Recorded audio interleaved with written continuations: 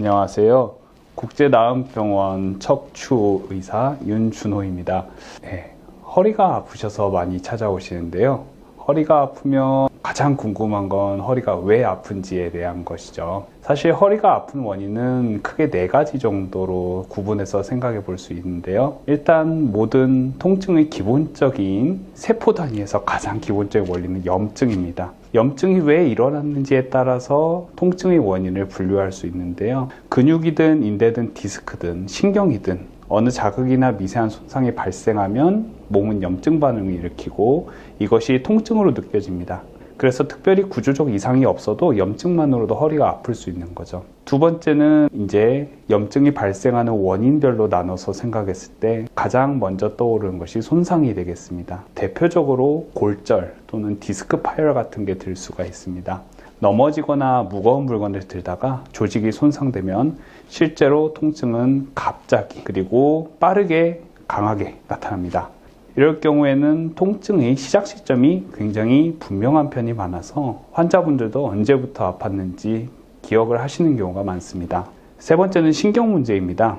척추는 다른 조직과는 다르게 내부에 신경이 지나가게 되는데 협착증이나 디스크처럼 신경이 눌리는 경우 허리 통증뿐만 아니라 엉치나 양쪽 다리로 내려가는 통증 또는 시림, 저림 증상 같은 게 나타날 수 있어요.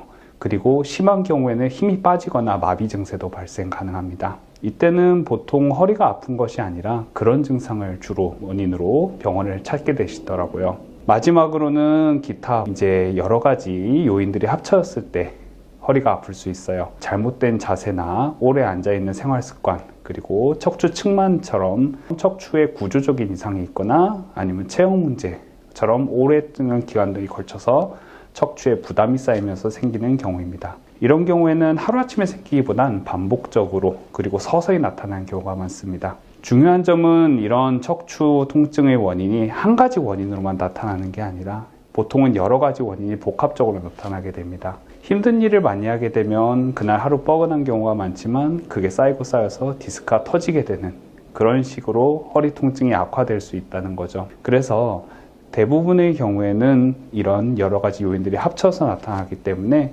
단순히 아픈 부위만 보는 것이 아니라 원인을 분명하게 나눠서 이해하고 단계적으로 접근하는 것이 가장 중요합니다. 감사합니다.